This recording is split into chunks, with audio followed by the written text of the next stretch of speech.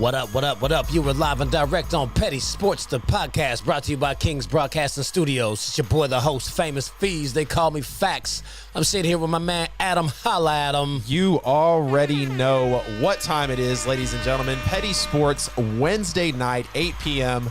There's no other place you want to be. We're talking nothing but football today, but we're going to get to that soon. Don't forget to subscribe. Call the show, 678-871-9602. Fees, hand us off, man. It's December. Can't believe it.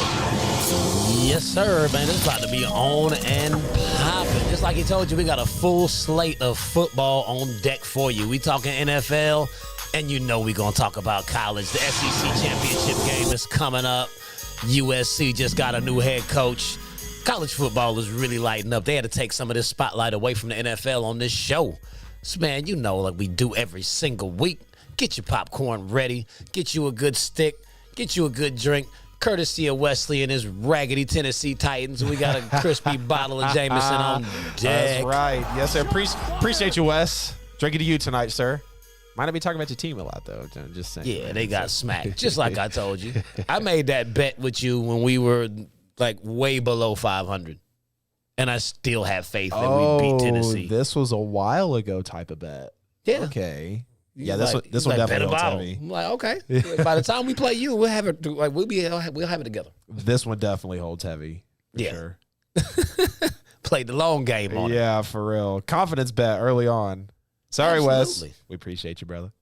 Watch, he ain't even gonna show up today. Right. Now, he's doing jujitsu. You took my money, drinking my Jameson. I'm not watching. I'm gonna show them. I'm not gonna watch tonight. Okay, bro. Don't put me in an arm bar. I don't do jujitsu.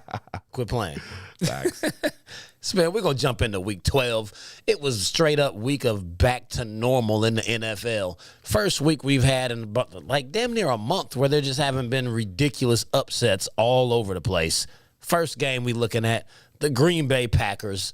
They're really starting to rack up quality wins now. I mean, they stopped the Rams, and they're really cementing their place as the NFC heavy hitter.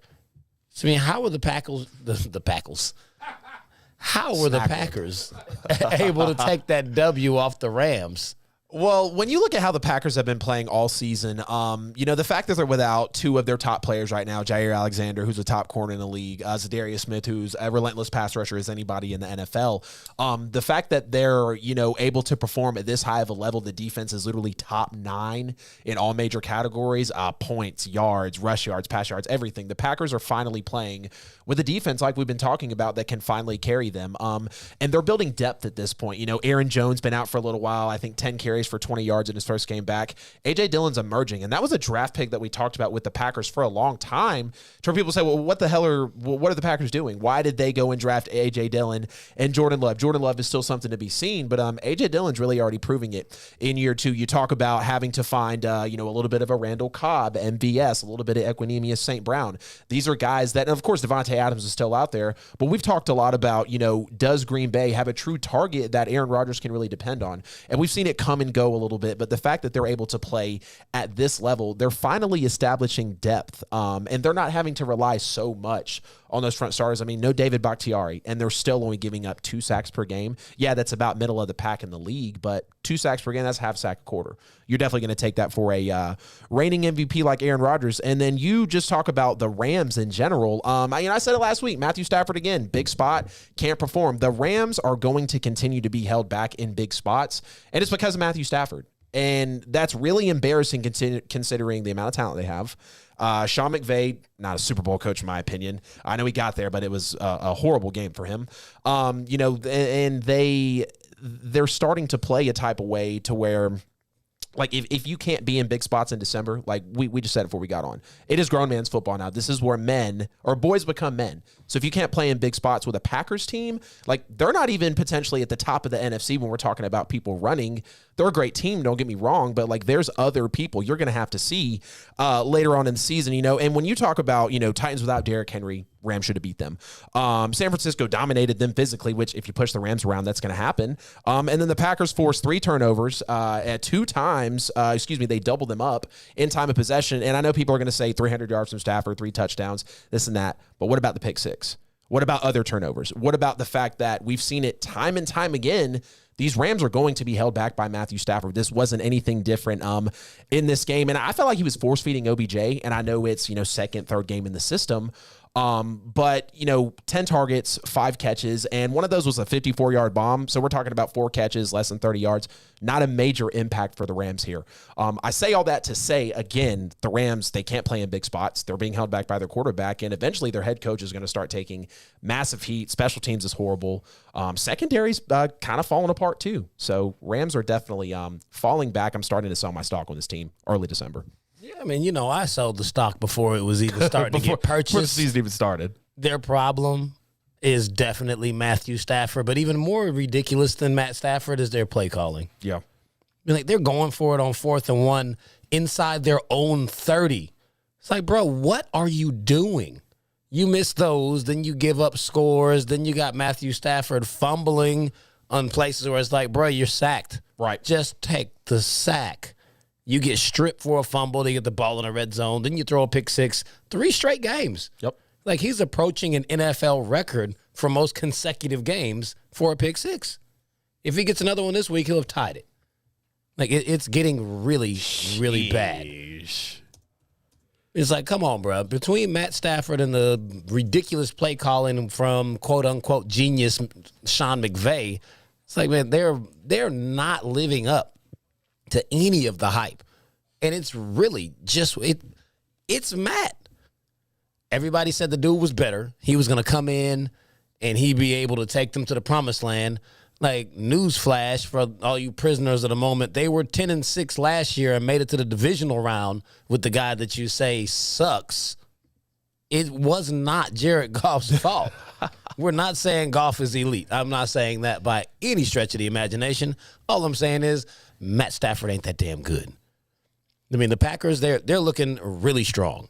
I mean, Aaron Rodgers is playing well, even with his COVID toe. I mean, you can see him kind of favoring it a little bit, but, I mean, he still had a very good showing. And I don't know where the hell Randall Cobb came from. Like, they've been looking for him for quite some time. That was one of the biggest games he's had since he's been a Packer. Like, probably even during his first stint, I would count that. I mean, that was a monster game out of Cobb. Yeah. If you can get complimentary performances out of Cobb and Valdez-Scantling along with Devontae Adams, that offense is extremely difficult to stop. Right. Especially with Dillon running the way he is, and now you're nursing Aaron Jones back to good health. Right. I mean, the only thing I have for the Green Bay Packers is I need to see them do this in January. Yep. I mean, we've seen it. Like, 2 years straight, they made it to the NFC Championship game. We always knew that Green Bay was a good team. What we don't know is that Green Bay can show up in the NFC Championship game. Right. Like, you got smacked by San Francisco and then smacked by Tampa Bay. It's like, you got to get over that hump. Yeah. That's really the only measuring stick for Green Bay. Anything that they do outside of that is like, oh, okay, well, we've seen it before. Right. Do they fold later in the year? Back-to-back 13-3 seasons, it's like, nah, I mean, we expect you to be good like this. Right. You have enough talent. What do you do after December? It's time to see. Everybody has a bad loss. Everybody's flawed. Who is going to prevail? This is where we truly see, and I love December football. No more BS. I like it better in January. Yeah, because you'll be there. I mean, I took a 1-year hiatus, but normally January is my month. Right, yeah. We know fees. We know. It's okay, y'all. You don't have to listen to me gloat about the Patriots. They're not even on the slate. We're going to move and switch gears to Tampa Bay. They escaped a narrow victory. They stormed back on the Indianapolis Colts. And they were just straight up riding the legs of old Lenny Four Tutties. That they gave him a brand new name. Yeah. Gronk started calling him Four Tutties now instead of Fournette. Lombardi Lenny. Yeah, they switched it from Lombardi Lenny to Lenny Four Tutties. But, man, we've seen this happen now week in and week out where Tampa gets jumped on, and then they have to rely on those late-game heroics, which usually is Brady, but it really was a lot of Leonard Fournette this time. Yep. I mean, is the Brady magic starting to wear off in Tampa?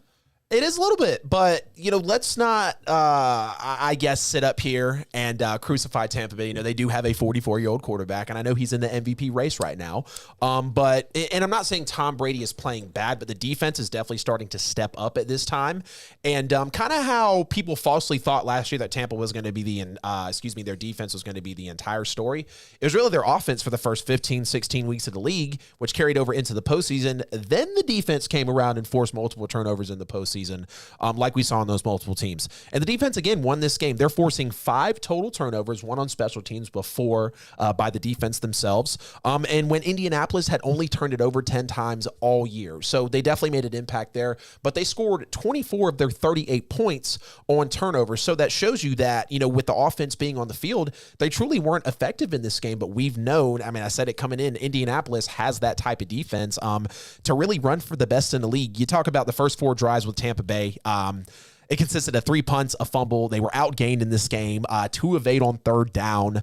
But Tampa Bay has to be super grateful for Gronk right now because they actually average 5 more points a game and are 10% better in the NFL when Gronkowski is in. That opens up, obviously, more weapons for Scotty Miller whenever he's out there. Of course, Mike Evans, Godwin's, the usual suspects, of course, out in Tampa Bay. But, the fact that Leonard Fournette can disappear for games and then immediately come back and he's racking up touchdowns, 20-plus touches, over 150 yards from scrimmage, absolutely crushed it. And when you look over to the Colts, we said it when they got Wentz coming in that, if Wentz can play decent, they'll be okay. The defense is kind of starting to be a story as well, but they're still giving up, 30-plus points to this Tampa Bay team right now, turning over the football. It's not going to look good. And when you talk about Frank Wright being back with Carson Wentz, I think he's kind of outthinking the room right now. So, they looked okay in the second quarter passing the football. They were actually kind of heating up. And then coming out of halftime, you have 2 turnovers in the third quarter, and Jonathan Taylor does not get a carry. The best running back in the NFL right now, who's averaging 100 yards and a touchdown a game, did not get a carry for the Colts. That's the type of thing that's going to affect you in December and January football, weeks 14, 15, 16. Is Wentz capable? Is Wright capable? Is this young team capable? Those are the questions around the Colts. But reverting back to the Bucs, yeah, the Brady magic is kind of wearing off. The guy's he's an older quarterback, still playing good, but I think the defense is really going to start picking up for Tampa from here on out.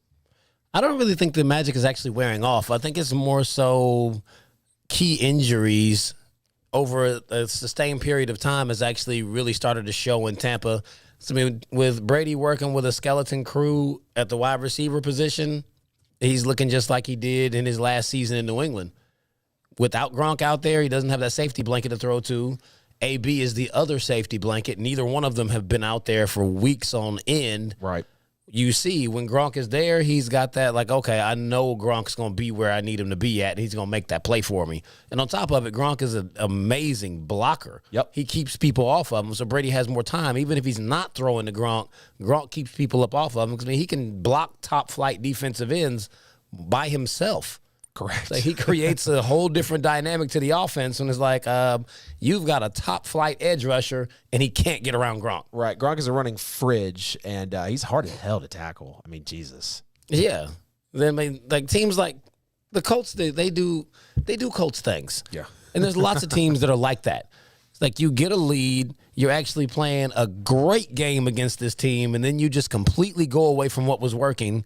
Why you would put the game in Carson Wentz's hand is beyond me. Right. We all know Carson Wentz is on the same boat as Matt Stafford in my book. Yeah. He just doesn't get as much of that, he could be winning because his team wasn't that good respect because he did come from a good team. Right. His team won a Super Bowl without him. Yeah. So he had a squad, and he's got another squad. But it's really on him. The same thing I told you about the Rams, I told you about the Colts at the beginning of the season. They have a Super Bowl caliber roster and a quarterback that'll blow it. You put all the 3 touchdowns, 2 interceptions, those 2 picks, it's too much. Yep. That's the game. You went away from your run game, and he threw 2 picks. You lost by 1 touchdown in a game where you got walked down because you actually put the game in your wayward quarterback's hands. Exactly. Wentz is not a game manager. Why are these teams doing this? Right. It's stick with what's working. Exactly. Did you forget what you did to the Bills? Keep giving the ball to Jonathan Taylor. Literally. He was probably poised for another 150 that day, but for some reason, again, Frank Reich, Carson Wentz, just don't outthink the room. What you've done has been work. Go look at Jonathan Taylor's numbers. There's no reason he shouldn't have had a touch until the fourth quarter in the second half, dude. Absolutely ridiculous. It's sad, man. Like, now we're going to move to another sad story. Thanksgiving Day, on prime time, we watched the Raiders and the Cowboys rack up 28 penalties in an overtime loss for the Cowboys, where it looked like they finally figured it out and started to walk them down, but they just couldn't quite get over the hump. So, I mean, are you concerned with Dallas moving forward? I have to be. I absolutely have to be. Dallas right now is losers of 3 of their last 4. The fact that they were penalized for a franchise record, and I know this game had give and take with a lot of the flags, but what happened, and Dallas played sloppy football in this past game.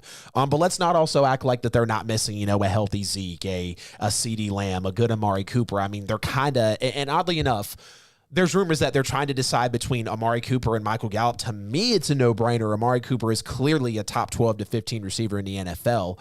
And the fact that Michael Gallup, he's not always been there for me through the thick and thin ever since Amari Cooper shown up. Yeah, he's been he can be a 1,000-yard guy, but Amari Cooper and CeeDee Lamb are the dudes that really ride and die with that offense, and they're not there next to Ezekiel Elliott. And, Kellen Moore is really making this offense look pedestrian right now, boring up the middle run plays. You've got cookie-cutter passes on the inside and out, and, Dallas has always been credited, well, not always been credited, but this season they've not been just throwing you their average stuff. They've been getting creative. They've been able to move Dak out of the pocket, and the fact that Dak is playing his best football off of an injury is clearly a testament to the coaching. But the fact that they were running the ball 60% of the time on first down before the bye. After that drops by almost 15%, and that drops them to damn near the middle of the league in terms of numbers versus top 5 when you're running it at that type of rate on first down. I just think this shows me that Mike McCarthy, Kellen Moore, they're not trusting their offense right now. And the fact that Dallas Dallas and Mike McCarthy made the decision to punt 4 separate times in this game when the game was kind of manageable in the third and fourth quarter. You had a 4th and 7, a 4th and 3, but we've seen Dallas be aggressive like this. Don't be conservative and expect to beat a Raiders team that's going to be looking for a W any day of the week. You talk about slow starts all year with this Cowboy team. Weeks 1 through 8, their second half point differential was plus 34. After the bye week, weeks 8 through 12, it is plus 7. So they're clearly falling back. They're not able to come out and immediately adjust after halftime. And you talk about their defense. They struggle with speed. Tyreek Hill, Deshaun Jackson, Kadarius Toney. Those are speedsters that lit them up for quite a few yards. So if you can, bust Dallas on the back end, they're going to be kind of exposable. But I don't want to truly freak out all the way and sell my stock. They are missing 3 of their 5 best players. But it is cause for concern. I mean, this is what happens in December. Can you stay healthy? Can you face adversity? Can you win games at all costs? That's a question right now for Dallas. I mean, Dallas is showing us that they're a football team that has to be healthy, for one, and 2, the offense has to be clicking. Yep. Their defense has been able to feast on teams in the first half of the season because they were taking leads early. So they were taking the run element out of it, forcing teams to pass. Defense got a lot easier. They were pressing the issue, forcing turnovers. I mean, have we said Trayvon Diggs' name in, 6 weeks? Right. You called it. He was going to get on an island. Nobody's throwing his way. He was asked, are you bothered by less picks? No, it's not about me. It's about the team. And that was great to hear, of course, from arguably the league's best corner right now. Yeah, I mean, I don't think anyone's thrown the ball at him since he got that pick 6 in New England. Yep. Yeah, I don't think he's gotten any picks since then. Right. But isn't he still at 7? He had 7 through 6 weeks, and he's still at 7 through 12 weeks. People stopped throwing the ball at him, but moreover, people started running on them, throwing to the other side. Teams are not down anymore, so their game plans are different, and they're not forcing the issue. They were feasting off of the offense. If Dak's not putting up points, then now they're not winning like that. But I'm going to have to give Skip Bayless credit for this stat because he is a super Cowboys guy. Jeez. Since Dak Prescott has been a Cowboy, they are 29-0 when they run the ball more times than they pass it. Why are they throwing so much? Like it's proven that that's not how this team wins. 47 passes for Dak and only 20 rush attempts, and one of them were Dak. It's like, man, give the ball to Pollard and Zeke. Like, you have great running backs. Run the football. Yep. McCarthy brought into the spotlight again. Same reason he was under the spotlight in Green Bay for bad coaching through his tenure. It's not bad coaching, but it's getting to that point if it continues, obviously. And that's not something Dallas needs with the type of hype they have this year. Yeah, I mean, it's sad, really. I mean, they have a Super Bowl contending roster, and we've seen them on bigger stages look great. Yep. And now they're just folding. Yep. It's like they can't sustain for a whole season. So, I mean, I don't know what they're going to do. Like, I'm interested to see what they look like tomorrow night. Like, they're playing a Saints team that's reeling, don't really have a quarterback. So, like, the expectations are sky high. Like, you can't stumble your way through this game. Nope. But, man, last game before we completely switch gears, the Baltimore Ravens pulled off the straight wacky win of the week. I mean, they beat Cleveland in a game where we saw 6 turnovers, and they stayed the 1 seed. Lamar Jackson threw 4 picks, and they still won. I mean, if you're a Ravens fan, how concerned are you heading into the fourth quarter of the season? You got to be concerned because this team has not been right since they had that blowout by the Bengals in late October, really. I mean, nobody saw that one coming. You're talking about an overtime win against a Vikings team who at that time clearly was not that good. Embarrassed by Miami on national television to save the Dolphins season, rather, and then they are struggling against the Bears. I mean, struggling against the Browns. I think the problem with the Ravens right now is they are not able to read the temperature of the room at all this season. They're struggling with easy games, and I don't think they have that ability, which they have in the last few years, to truly step on your throat and put you in that position to where you're on the ropes. All right, here comes the knockout punch. Here's where we go up, 35-7. It always feels like a kind of 28-14, or we're down by 20, got to reel back. Like, that has been the kind of waxing and waning mood, I guess, for the Baltimore Ravens this year. But the fact that this is their 3rd straight game with 1 offensive touchdown. When would you ever think a Lamar Jackson, John Harbaugh, offensively loaded team like that is going to struggle on the offensive side of the football? Now, I got to give the credit, of course, the defensive line play has been immaculate really so far this year, but they're still dead last in the NFL in pass yards per game. You can actually absolutely bomb it through the air on them. But oddly enough, so Lamar Jackson is 4-0 when throwing 2 or more interceptions this year. The rest of the NFL is 9-59. So whatever you want to take from that, Lamar Jackson and the Ravens are clearly finding a way to win the football game when they turn the ball over. I think they're just mentally prepared. Like, okay, if we have this turnover, we can remove ourselves, go to the next drive, and engineer a 15-play 90-yard drive if we have to. It's just like what I illustrated last week. They suck in the first half. 6 points again. Yep. This is yet another game where they failed to put real points on the board in the first half of the football game. Yep. They are constantly playing a quarter and a half of real football and then trying to come back. I mean, luckily Cleveland played just as bad, so I mean they were able to do it. But you're not doing that against any of the better teams in the league. As we start to move down the stretch, they get into the playoffs. Pretty much anybody you face in the playoffs, if you play that bad in the first half, you've already lost. They're just going to coast the victory on you, and it's going to be sad. But y'all heard the alarm. It is 8:24 p.m. We're going to pay homage to the great Kobe Bean like we do every Wednesday night at 8:24. Adam, count us down. 3, 2, 1. Kobe. R.I.P. to the Mamba. Yes, sir. And I beat Nia on that text, too. It was great having her in studio last week, man, to count us down. That was fun. We should make that a tradition if she can get in here. That would be cool. Oh, yeah. When she comes, she's got to get on. She might come in and drop you some Patriots dimes, too. Oh, boy. Well, she watches. Yeah. She's not going to like the next part of the show, though. So we're going to get this thing to Mike Beasley so he can let y'all know who pays these bills. And when we come back, we're talking about the SEC championship game. Y'all keep it locked. Appreciate that. Famous Facts Fees. Ladies and gentlemen, you are tuned in like every Wednesday at 8 o'clock to Petty Sports with Famous Facts Fees and Adam Lewis, all brought to you by KINGZ Broadcasting Studios.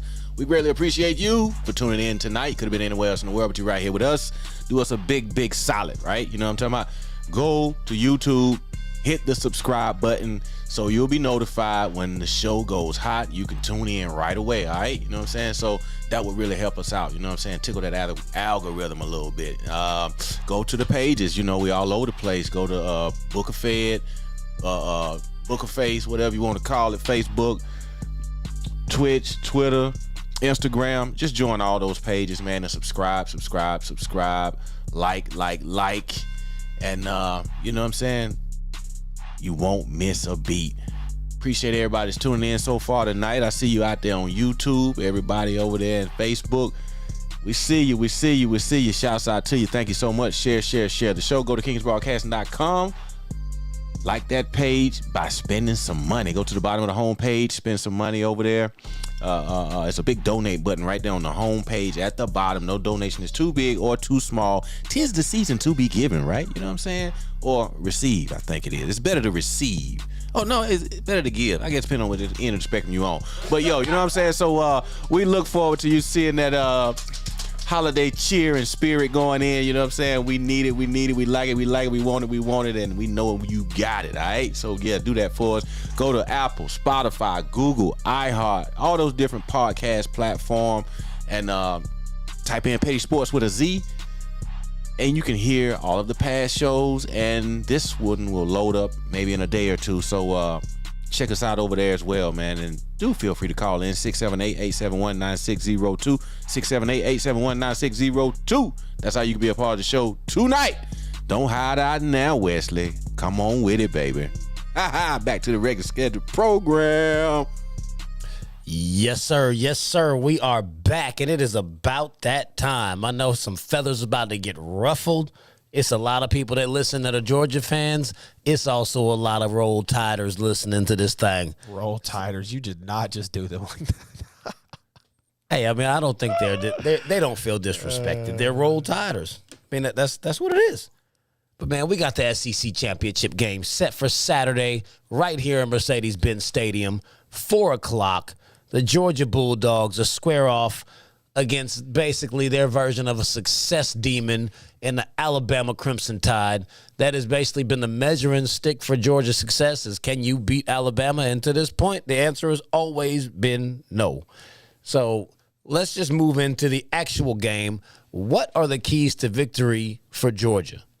First and foremost, Georgia has to keep Alabama from being explosive. And it's not that they've been explosive this year in college football, but Nick Saban, you know, he's going to come with a game plan that, and I know this might kind of seem obvious, but he's going to come with a game plan that he probably hasn't had all year. This is easily the biggest game, the best team that he's played. So Georgia has to be up front and really not allow Alabama to score more than 25 points, I think, in this game overall. It's been done twice to Alabama this year, so it's totally possible. We saw with LSU, and of course, we saw with Auburn as well. And no one has scored over 12 points on Georgia all year. We know they're averaging 6.9 points per game on defense, less than 250 yards. We know what this Georgia defense is. We've seen it year in and year out with the Dogs. But I think the biggest thing, obviously, besides holding this team to limited points, is they got to step on Alabama's throat when the time is right. They have to deliver that knockout punch. They have to realize when Alabama's on the ropes and put them out of the fight, because 2 of the last 3 matchups, the national championship that they blew it in, and the SEC title game, either the year after or 2 years after, I don't remember which one, but, you know, generally around that time, they were up. They were in the driver's seat in both games, and they absolutely blew it. And you talk about, you know, Kirby Smart being under Saban before, trying to get this monkey off of his back, finally establishing a major win in his career as a head coach, you know, and you talk about how Georgia just has to seize the moment right now. They absolutely have to, because when has Alabama not had a first-round running back in recent memory? When have they not had 2 to 3 first-round wide receivers right now, you know, heading to the NFL in a year to come? And, you know, as good as Georgia is, they are at a deficit, unfortunately, at the quarterback head coaching matchup. But at the end of the day, you know, they are more talented on defense. They are more talented in other spots on the football field, you know, around Alabama. And, you know, for Alabama to really take charge in this game, they got to be consistent on offense. We've seen them really week in and week out not really look the same in back-to-back weeks. They're not getting the trench push like they used to. They're just straight up not as talented as we've seen Nick Saban, as we've seen the Crimson Tide in the last few years of college football. And you talk about, you know, it came in 3 of their last 4 games when you've seen Alabama struggle with some of these bad teams. No touchdowns until way late in the fourth quarter against that Auburn team. They've just been struggling overall, and this isn't a Bama team that we've seen. But if they want a true chance in this game, they got to show Georgia what it's like to actually play in the SEC. They have to make this game close, which I think it will be. I think Georgia wins. They don't cover. We'll get to that in a second, though.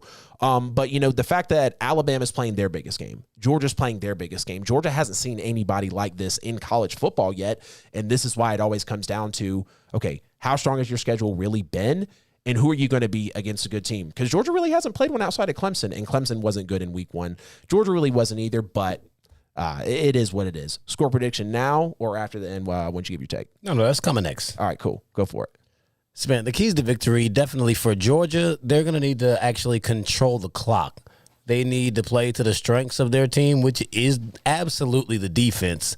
The defense has been giving them great field position. The defense has been scoring points, as Georgia's offense has not been actually as good as the point production that they've been putting up. The defense has been putting them in great spots. They need the defense to continue to show up. They need to not be just overwhelmed by the moment of being in the SEC championship, playing in the bins. I mean, that's somewhere where Bama lives. Like, they're comfortable playing there. So, I mean, Georgia has to stick to everything they've been doing. They need to sustain the run game, run early, often, and all through the game, and keep Bama's offense off the field as much as physically possible, because their offense is a lot more explosive than Georgia's. Georgia's just been, they've been running through teams because their defense, they'll score a pick 6, they'll create a turnover, get the ball in the red zone. All of a sudden, you down 21-0. You're like, Jesus Christ. When you actually look at how it happened, it's like their offense is not explosive like that. The team collectively has come together to just run other teams off the field. So now on the flip side for Bama, what they need to do is come out and score. They need to take Georgia out of their comfort zone, which they haven't seen the entire year. Nope. They had no one just come out, put up 14 points in the first quarter, and be like, all right, come on. Like, y'all going to score with us today? They have not been pressed or asked to actually put points on the board. Like, you have to score. It's like, if Bama can get a lead, I think they'll take Georgia completely out of their comfort zone and just take care of the football. Like, they're what we've been seeing, Georgia's been taking advantage of turnovers. If you take care of the football and score points and force them to beat you straight up, no one has actually made them do that. So, if they are able to expose that and force them to play a game that they have not played all season, it won't look like anything that you've seen all season. So, for both teams, they've got huge tasks. But at the end of the day, I'm taking Nick Saban over Kirby. So we'll move on from there. Say, who is winning this monster matchup? I've got the Dogs in an absolute nail-biter. I wanted to go 31-28 Dogs. I'll take Georgia 28-27. I think Alabama doesn't really get a lot of your average to intermediate plays. I think they have a couple big shots. I think Georgia just wears the clock down, tries to pound the football on the 5th best run defense in the nation, and finally gets the monkey off their back. 28-27, Kirby Smart and the Dogs take it. I see this as being yet another installment of the Nick Saban masterpieces in big games. Until Georgia wins one of these games, I just can't trust them, like, ever. Yeah. Yes, they do have the talent. They've got the defensive talent. Pound for pound, they probably have more talent on their team than Alabama does. And This is not the first time that that's been the case in one of these matchups. The biggest difference in the game is the fact that Nick Saban has his guys ready. He knows what to do. He knows what plays to call. He knows when to press, when to fall back. Yep. And he ultimately always gets it done. I see Bama taking this game 38-33. They're going to score far more points than Georgia has seen anyone score on them this season, and Georgia's not going to be able to respond. Like this, it's like culture shock. They're like, wait, I thought that we had the best defense ever, and no one could score more than 12 points on us, and you just got smacked in the mouth. Right. Now you're watching Jamison Williams run up the field like, that dude is really that fast? Like, I saw him on the film, but I didn't know he could run like that. Yeah. So I think you're going to get inspired performances out of people on both sides of the ball. I absolutely see Bama taking this thing. And, just outside of that, I know there's been a lot of, I've just heard a lot of Georgia fans just be like, they're comparing head-to-head matchups like, well, we beat this team by this much, and Alabama beat them barely. It's like all those matchups weren't created equal. I mean, for one, in a game against Auburn, it's the Iron Bowl. Right. Auburn plays Alabama. That's always a great game. Like, I mean, that's the battle for the state. That's arguably the best college football game every year. Let's just call it how it is. It's like the state doesn't have a professional team. Everyone in Alabama is either an Auburn fan or an Alabama fan. Yep. Like that game, it doesn't matter if one team is on top and one is bad. The game is going to be tight. And on top of that, when Georgia played them, Bo Nix was starting. Bama played against T.J. Finley. They had little to no film on the dude. He looked like Cam Newton Jr. out there. I mean, the dude is huge. He brings a completely different dynamic to the offense. Just not the same team. But even the fact that they beat them in overtime, it's like, man, they actually had adversity, came back, overcame it, and still won the games. I mean, they've been battle tested. Like that right there goes a lot farther when we start talking about a monster matchup in an SEC championship game. They'd be like, okay, we have seen you get punched in the mouth, and you got back up, and you still made it happen. We've not seen Georgia get punched. Like, you might get punched and just fall. And then like, all of a sudden, you're like, man, what the hell happened? Like, they were not prepared for it. Yep. So, I don't really see Georgia stepping up. I mean, I think they'll come out and play tough football in the beginning. But, I mean, it could easily be a game where it's like, damn, how did Bama get up 17-3 early in the second quarter? Like, what is this? Like, then that completely changes the game plan on both sides. Yep.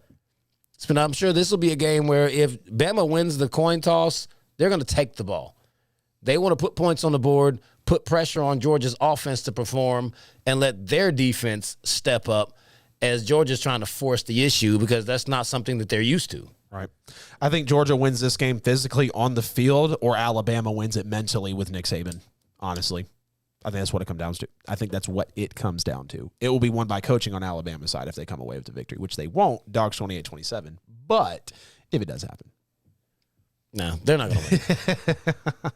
Now, see, I got my sister in there, Roll Tide. That's how she go. I see a bunch of more Go Dogs folks in there, but I told you we got Roll Tiders in here. Roll Tiders.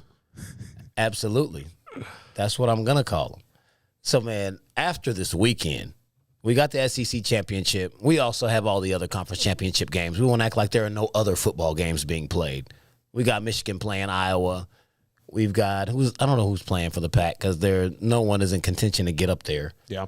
But you got Cincinnati playing Houston. Cincinnati sitting in the 4th spot. You got Oklahoma State playing Baylor. So like all of these games are actually highly significant in how this whole thing is going to play out. Yeah.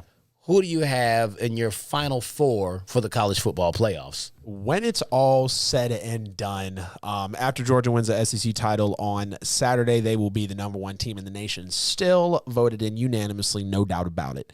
I also think Michigan wins their matchup as well, so they will stay at #2.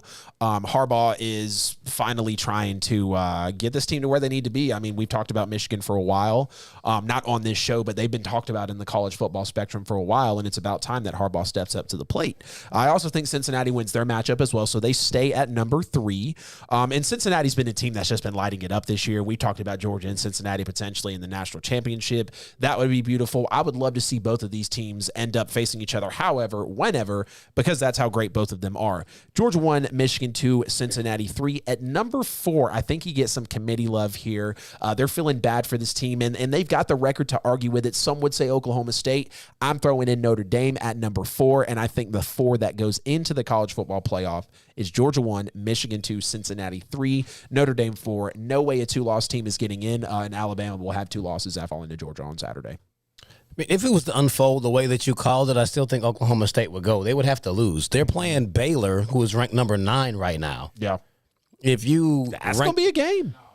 Ranked #5, if you beat the #9 team in the nation, Notre Dame doesn't have any more games. They're not playing anyone. Mm-hmm. How in the hell could you justify them jumping a team that's already ahead of them after not playing? Mm-hmm. And then they beat another top 10 team. Yep. I mean, the committee might get blown up and fired. Like, at that point, you would have to put Oklahoma State in. I believe we got a caller in the middle of our college football playoff rankings. What's your name? Where are you calling from? Hey, yo, what's up? This Rio. Hey, Rio, what's up, what Rio? up? What you got on your mind, brother?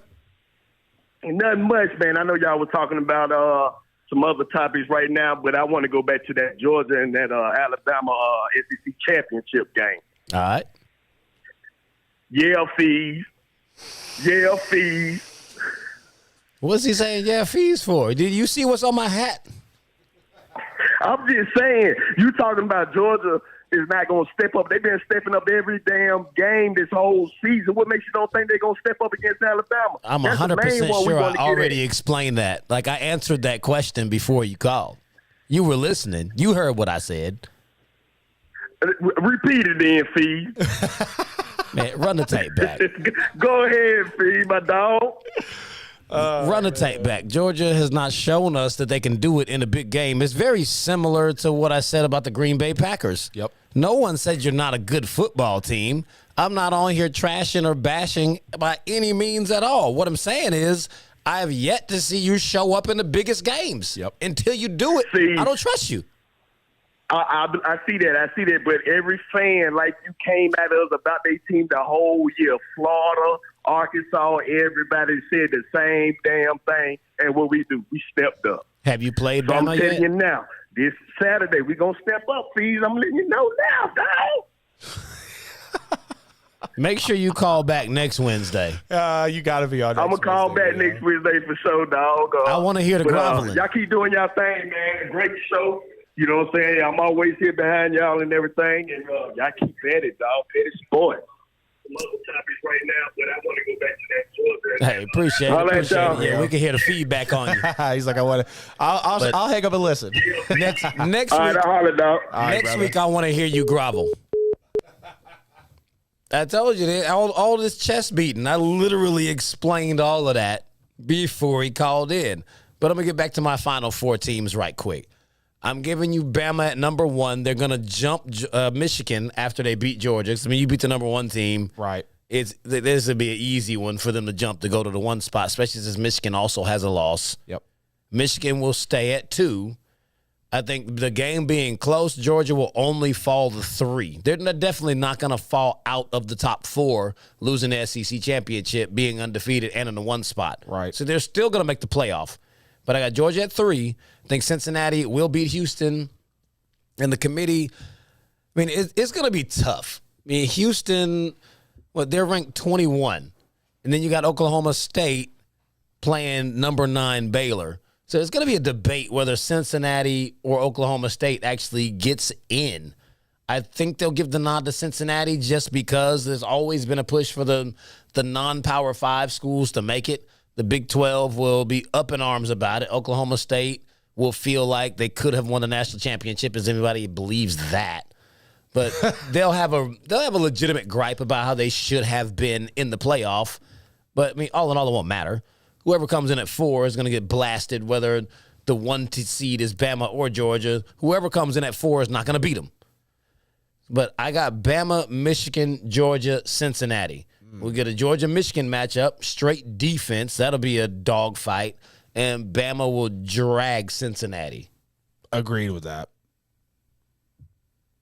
So that's what I'm looking at from my Final Four.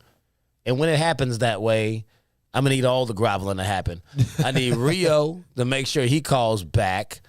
I need Graham to call in, send a message. You do whatever you do. You can come in here, sit right on the couch, and I want you to have all your Georgia gear on when you grovel. Like, don't come in here with no Braves championship gear. It ain't baseball season no more. All the stuff everybody been talking. I need all of y'all to keep that same energy when you lose. No excuses. That's how this thing works. You going to roll with the big dogs, then be there the entire time. You don't get to talk when you're up and then disappear. We know what you are. Y'all are a team that hasn't won since 1980 when Herschel Walker was playing for you. Y'all haven't won since most of you have been alive. I mean, that predates me. It's been a long time. Y'all want that respect and you think you're being disrespected? Win something. Be able to explain why you should get that respect without saying, but we're in the SEC, but Bama, but LSU, but Florida, but they all won in the SEC, not you. Everybody else has championships. Even Tennessee got one, like way more recently than you. Yep. You got Tennessee, Florida, LSU, Bama, Auburn, all of them won. They all play in that same SEC you playing, but somehow you can't get it done, and you ride the coattails of everyone else in the conference and then wonder why you don't get that level of respect. You got to win. All these other teams, they've got championships, and we can go across the conferences. You feel like Texas is inferior. Texas won in 05, and they went back in 09, and they lost to Bama. You know, the same Bama that's the excuse for every time you don't win it. It's like, but it was Bama. They lost to Bama, too. Clemson smacked Bama a couple of times. Ohio State ran through Bama. Why can't you get yours? Like, just pipe down. Y'all talk too damn much. And if you lose this game, I'm going to need you to forever shut the hell up. That's what it'll be.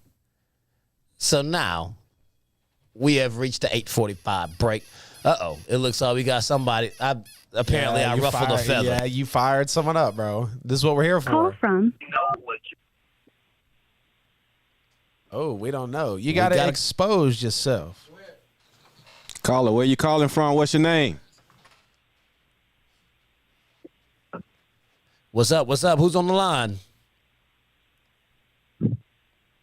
Where they at, though? If you scared, say you scared. Holla. I mean, I said I was cutting a commercial break. You just called in to get me to stop bashing y'all. I wasn't bashing you. I'm just spitting facts. He's like, I need a barrier. My heart is hurting. Just spitting facts. That's all. Win something. You're saying what I've said for the last 5 to 7 years. Florida State won. That's why I'm sitting in silence. You Because I've said it all. You say, ooh, Oregon ain't nobody. Oregon made it to a national championship and a couple of playoffs. Yep. Notre Dame made it to the national championship. Oh, they lost to Bama, too. I mean, your legacy ain't no better than nobody's. Right. Okay, that got him to call back right Say it there. with your chest. Ken. Oh, it's Ken. I knew it was All Ken right. calling in. What's up, Ken? We got you ruffled up about this SEC title game. Pimpin' Ken, what's up? What's up, guys? Hey, I'm loving it tonight because you guys are on point.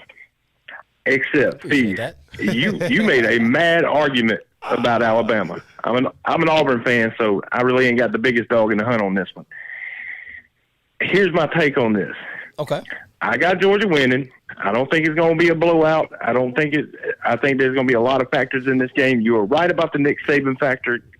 Dude's a maniacal genius, Lord of the living room. We all know the stories. The guy has the pedigree, the history, everything.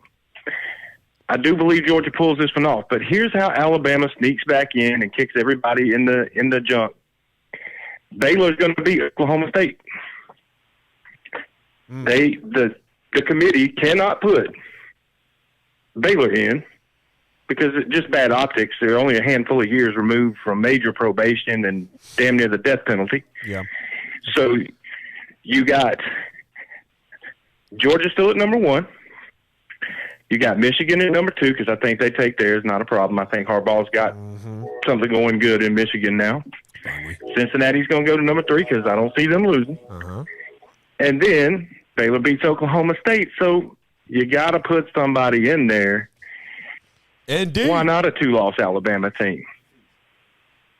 And here's why. Because your 2 losses are against really, really good teams. You only have 1 regular season loss, and then you lose in your championship game, which is a true championship game, not a Pop Warner wannabe game like most of these other conferences play. Yep. I mean, let's face it, most of these other teams that are playing in these conferences championship games couldn't even beat Vanderbilt. Right. And that's just how I feel. But that's- you were on the that's a right bit track. much. I'm not saying you're wrong. Vanderbilt sucks. Let's not do that. Oh, that's exactly where I was going with that. That's how bad. I mean, Vanderbilt cannot win anyone else's conference. there's some Georgia high school teams that beat Vanderbilt. We all know that. But at the end of the day, for real, in all honesty, that's how Alabama creeps back in. And you get a rematch of the SEC championship game, number 1 versus number 4, and then we go from there. And then you blow the committee up because everybody's mad because 2 SEC teams are in the playoffs. And we all know that everybody in the rest of the football world is sick and tired of that. I mean, I love it. not so much sick and tired. It's like it's justified. I mean, when Bama beats Georgia, Georgia's not falling out of the top 4. Right. So they're going to get 2 wins. Oh, absolutely not. So you're still going to have 2 versus 3 if Bama jumps to number 2. Yep. Bama's going to jump Michigan Because after they beat if Georgia. Michigan wins, they'll throw Michigan at number 1. I'm with you, Fees. I don't think if so. Alabama I think wins, Alabama will jump Michigan. right. If Alabama beats the number 1 team because of the committee and considering they beat the number 1 team and will only have 1 loss, I think they'll be the number 1 team. 100%. Yeah, they'll absolutely. Yeah, and then if you end up, I see what you're getting at. If you end up with a Georgia Alabama national championship game. Yeah, you absolutely could end up getting that, but I mean, I wouldn't be 100% confident that Georgia's going to come out and beat Michigan because Georgia's offense is not actually what those scores would suggest that it is. Right. I mean, Michigan will have that'll be a knockout, drag-out, low-scoring game. Yeah. Those are 2 of the best defenses in the country. Oh, absolutely. 100%. Oh, 2 great defenses. Yeah. Ken, we appreciate you, brother. We're about to hit some Lincoln Riley talk, which I know you'll love. Give us a call back afterwards if you want, man. We're going to hit this before we get to the top of the hour. All right, guys. Once again, loving the show. Keep doing your thing. Appreciate you, Appreciate Ken. it. All right, Fees, over to you about your boy has come home. Sir. Yes, sir. Y'all see what it is. You see what's on the hat? It is the USC Trojans. Oklahoma Sooners head coach Lincoln Riley left the Sooners to head to sunny Southern California where it never rains. He is coaching the USC Trojans. Reportedly got a $110 million contract for 5 years. My God. He's getting $22 million a year. That dude making more than an NFL running back. Yeah, like I was thinking, I was like, man, they must have offered him like a Saban type package, but I think he's making more than Nick. Wow. I mean, they're expecting big things straight out the blocks. And I mean, they had to go big. Yeah. They gave him his money, but look at what else they did. USC bought both of his homes in Norman, Oklahoma for $500,000 over the asking price to give an extra $1 million bonus and unlimited use of the team's private jet 24/7 for his family. Wow. I mean, you just look at the levity of this thing. Yep. Oklahoma is a storied college football program. They've got plenty of championships, extreme pedigree. They're in the mix damn near every year. And you pluck the head coach from this team to take them to another one? Right. It's like you've got to have just as much pedigree and offer some above and beyond. And they absolutely did that. So, why do you think Lincoln Riley decided to leave Oklahoma to go to California? This was a hard decision for him. I talked about it before we got on here. Kudos to Colin Cowherd. He actually got him on for a good little interview on the show. And Lincoln really opened up, Colin being a big fan, just really wanted to dig in. And he specifically said, take me to that moment when you decided that you were going to take the USC job. And he said he had a meeting. Actually went and slept on it the same day, woke up, had another meeting, and then decided, look, this was the best opportunity. With everything you just said, I mean, private jet, $500,000, that's going to sway anybody, especially if you're on the line, because they knew it was going to be, one of those types of situations for Lincoln Riley. But I think he didn't even jump ship, but he took his talents to USC because USC is a major brand in college football. We know that they need something happening over there. And I think it's going to be a quick uptick in what USC is going to bring to the college football game and how competitive they're probably going to be. All the recruits that are flipping now. I mean, we're going to get into that more as we roll through this. But Lincoln Riley just saw a better opportunity for him, for his family. He probably thinks this has some sort of NFL implications. Oh, okay, he had a Baker Mayfield, Kyler Murray, Jalen Hurts type of swagger over here. Now he's going to go to USC, probably chase a couple rings, then get recruited over to the NFL possibly. This is going to change so much of college football. So, overall, it was just a better look for him, and he took the leap. Hats off to him. Yeah, I mean, I think there were multiple things that went into it. I mean, that definitely everything that you put into play. I mean, he's going to be able to even easier get the recruits because he was already getting the recruits. Yep. But he was getting the recruits from California. Now he doesn't have to persuade them to go anywhere. Stay home. It's a much easier sale to be like, come 30 miles up the road and play at SC, and your whole family can come see you play all your games, and we're going to be competing for championships and win the division every year. And speaking to winning the conference, I think that had a major part to play in it. Oklahoma's going to the SEC shortly. He's like, man, now I got to beat all the teams at the top, like they're not going to have 3 SEC schools in. So what, I got to beat all of them just to get a chance to get in? If I go over to California, now I can just win the pack and we get in. And then I just have to beat them one time. So I think the ease of getting in and staying in the same position as what Oklahoma was in before they moved over there into the power conference like that, I think that also weighed into it. It's going to be a lot of easier road traveled for him going to USC. I mean, you know, clearly I don't like to just dump on my own conference, but if you're like, I can have all the same amenities and live in California and not have to play them until we get to the playoff, yeah, let's do that. Yeah. Like, he was like, okay, like I got maybe 1 or 2 more years that we move over there, and then it gets real. Yeah. It's like, man, I'm about to go over here and do my thing. I want to digress, but I don't know the extent of like Lincoln Riley's background like that. He's obviously a fiery competitor. Colin asked him the same question, you know, did OU going to the SEC weigh into it? And he said 0. He said 0% at all. He said, I wasn't even thinking about having to face all these, you know, juggernaut Floridas, LSUs, Auburns, Georgias of the world that are going to be in that conference. He just took the leap for the better opportunity. So, and like I said, don't really know. You can argue it both ways because, hell, God, the SEC is going to be ridiculous. What, Texas and Oklahoma now? Yeah. I mean, geez, you got 2 more powerhouses going over there. So, I mean, hell, I would have loved to see Lincoln Riley in the SEC. I think that is what gets you to the NFL faster, in my opinion, than going for USC. I mean, USC is such a big program. If he brings them back to the Pete Carroll days, then he'll absolutely get an NFL opportunity and it won't matter. Yep. And it'll probably be easier for him to do it. I mean, and what all else what they offered him, it's like, it is a no-brainer. Right. I mean, you're talking about the difference in living in Norman, Oklahoma, or L.A. Right. Psych. That's like being like, would you rather work for ESPN in Bristol, Connecticut, or Fox in L.A.? Yeah, I'm out of here. Right. Gone. Yeah, man. So where do you see USC going from here? This is just going to be a breath of fresh air for USC. You know, this college overall is going to really enjoy having Lincoln Riley. You know, this is one of the youngest, most creative minds in the game, like I just alluded to. He's got Baker Mayfield for credit. He's got Kyler Murray credit. He's got Jalen Hurts credit. Hell, he even had the hype of Spencer Rattler. I mean, you're talking about this guy sending 4 first-round talent-worthy dudes, you know, of course, outside of Spencer Rattler, mentioning of the hype there, to the NFL, you know, in 4 consecutive years.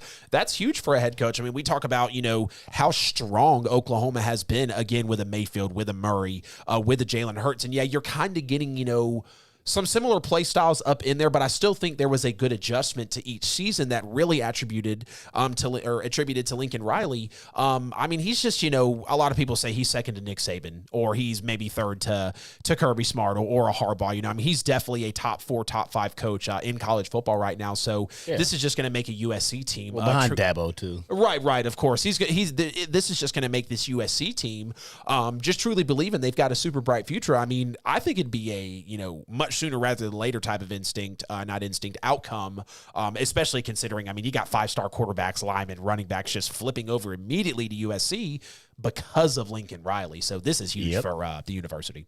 Oh, yeah, man. I think next season they'll contend to win the Pac-12. And after next season, they'll be winning the Pac-12 year after year, be in contention, making the playoffs. All of a sudden, SC will be back. And I'm loving it. Y'all see I had to come in with the SC gear on today. It's not the first time you've seen it. Y'all just didn't really care because we weren't good. So you know how it go. So I'm going to be the first to let y'all know we're back. Jeez. Yes, sir. Y'all don't want to hear about it. Georgia, you better win a damn championship right now because if we start winning again, I'm going to be trashing y'all. Always reverting back to nothing. Let me know about the glory days. Oh, there ain't none. We got to turn it back.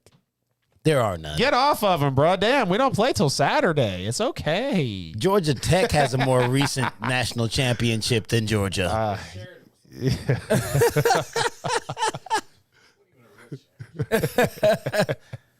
Hey, it doesn't matter. They got it. I mean, Georgia would love to have shared something other than a story Bill, about how he almost tonight, right? won.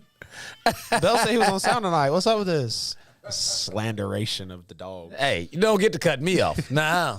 But it is his time, though. It is the top of the hour. It's 9 o'clock. I'm going to get off your Bulldogs, and I'll stop gloating about the hire of Lincoln Riley because I've been pulling for Urban Meyer for God knows how long, and the football gods said that's not what you need, and then they gave me Lincoln, so I appreciate them for that. So, man, y'all keep this thing locked. We're going to come back. We're going back to the NFL. We got to talk about a specific quarterback in the Pacific Northwest and see what his future is looking like. Somebody who talks about cooking. So y'all stay tuned. Yes, sir, ladies and gentlemen. Thank you for tuning in once again on this Wednesday night, 8 o'clock every week right here.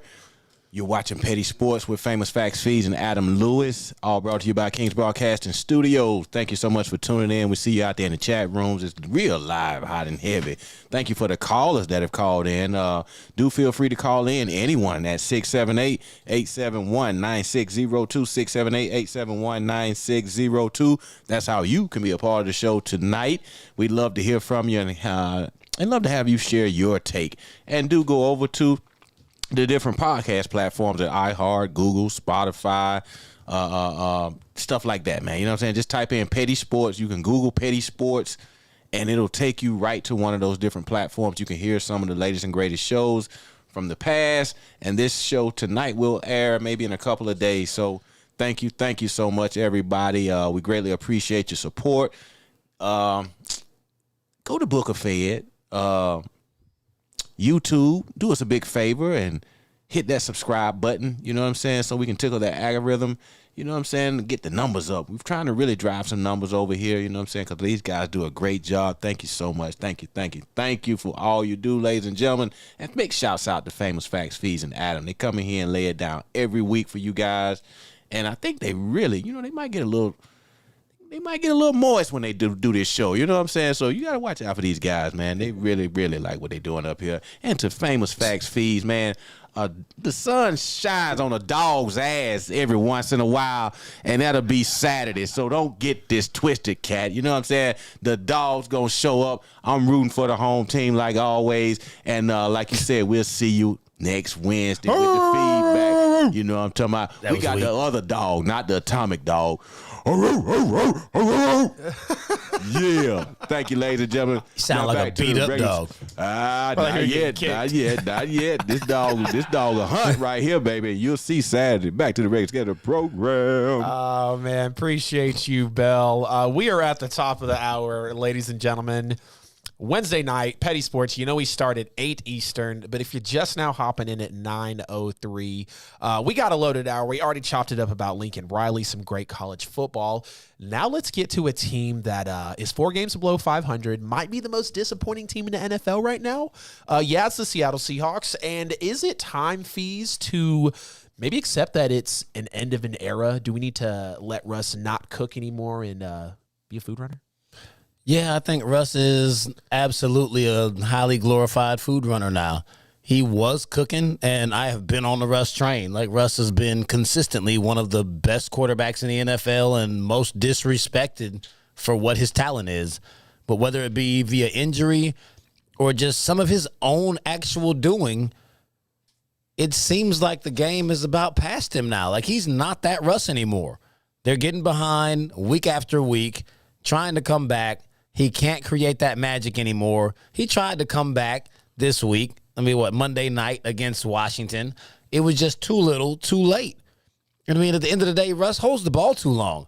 He still has a really good wide receiving core, and people always fault the offensive line, saying like he's the most sacked quarterback in the league. He's the most sacked quarterback because he holds the ball waiting on a home run for every play.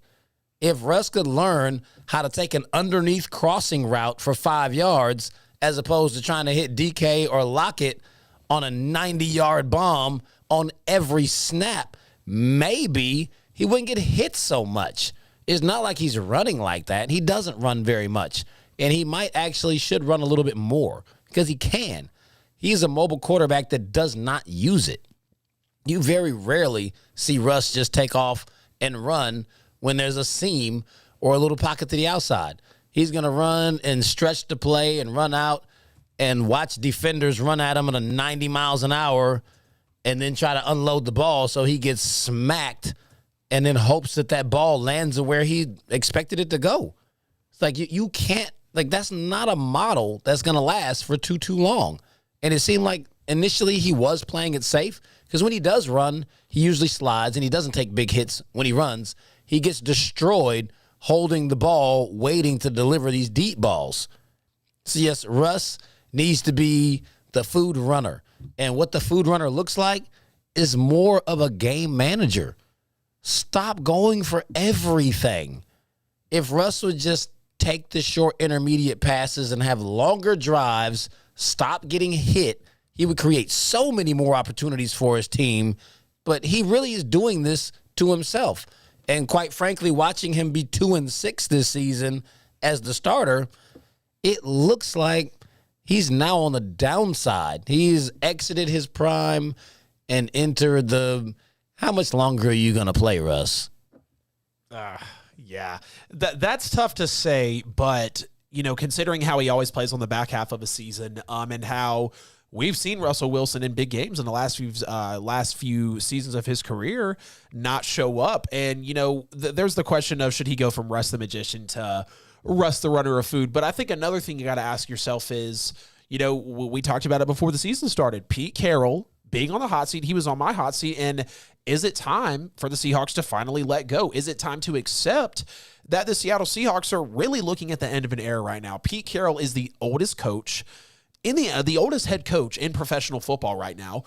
So I just think in general, the game has moved past him. The Seahawks have become very predictable on the offensive side of the ball. I mean, you'll see them run it up for 6, 8, 10 weeks in the NFL, and then you're talking about them being a bottom-scraping offense. The defense is still waning back, and you're just not getting that consistent number one, you know, top 3 NFL team that so many people like to throw this Seattle Seahawks team into when they're sitting at 3-7. 3-7. This is the first time Russell Wilson has lost 3 straight games in his career as a starter. This is one of the few times that Russell Wilson has not accounted for a touchdown in 2 straight games as a starter. This is one of the first times that Russell Wilson is going to look at being below 500 as a starter in his career. And, you know, here's just a little snippet of the problem right now. I said it before the season started, and I kind of thought, you know, we've seen some dysfunction in the NFC West. You know, Niners have been hurt. Cardinals have been held back by Cliff Kingsbury. And the Rams have just had Jared Goff. You know, we've argued about the upgrade to Matthew Stafford. But with Russell Wilson and the Seahawks, maybe it was now their time to face some dysfunction. Maybe now it was their time. And as we've seen, the Rams, the Cardinals are trying to get towards the front of this division. You know, the game has just moved past the Seahawks. I mean, the fact that Russell Wilson's favorite red zone target is DK Metcalf. Do you know who number 2 is? It's not who you think it's going to be. I was like, apparently that means it's not Lockett. It's not Tyler Lockett. It's not even Everett. It's Freddie Swain. Really? Freddie Swain is his second favorite target in the red zone. That's coaching. That is drawing plays up for that type of tight end. Not for Tyler Lockett, who was there before DK. Not before you're looking for a maybe, you know, slip screen from your running back. Like, Seattle can produce those, even though they're not going to come out with very healthy running game. That's still a simple play to run through your playbook, and that's something we're not seeing out of Seattle. It's time for acceptance. It's time to move on for the Seahawks. They've got talent. It's time to really get someone that can draft, put defense on a team, and not holding on to the golden days of the Seahawks, like you said. So The Seattle fans just have to accept that it is time to move on, man, from Russell Wilson. Well, not Russell Wilson, but I think it's more Pete Carroll than it is Russell Wilson right now. But, man, we got such a loaded weekend watch. AFC teams are just rolling right now. So many playoff implications coming into Week 13. Man, today's December 1st. This is when boys become men in the NFL. So we're going to talk about these 6-5 Chargers taking a travel to see the Cincinnati Bengals for the first game of the weekend watch. And the AFC race is so tight. You know, who is going to be able to pull out a big win for their team? Is it going to be Joe Burrow, or is it going to be Justin Herbert that delivers a blow in this AFC? I mean, in this game, I definitely like Joe Burrow. The way he's been playing, the kind of swag they've had, he's gotten the connection back with Jamar Chase. Joe Mixon is playing like what he's actually been living up to the expectations. I mean, he had I don't know what, I can't remember if it was a domestic violence issue or whatever it was coming in, which dropped his draft stock. But before any of that hit, He was a top-flight running back coming out of college, and he's proven to be exactly what we thought he was coming into the NFL. So, I mean, they've got a very young core with Burrow, Mixon, and Chase. They're looking great. Their defense is actually starting to turn it up a notch. And I really feel like the Chargers are actually kind of reeling. Justin Herbert has not lived up to the expectation that he had coming into the season. Yep. So, no, you were very high on him, and you were not the only one. There was a lot of people that were on the Herbert train thinking that they would overtake the Chiefs to win the division, thinking that they were a legit contender to come out of the AFC, and the Chargers have been anything but that. Yep. He's had a disappointing season. He's looked like what I told you all he would be.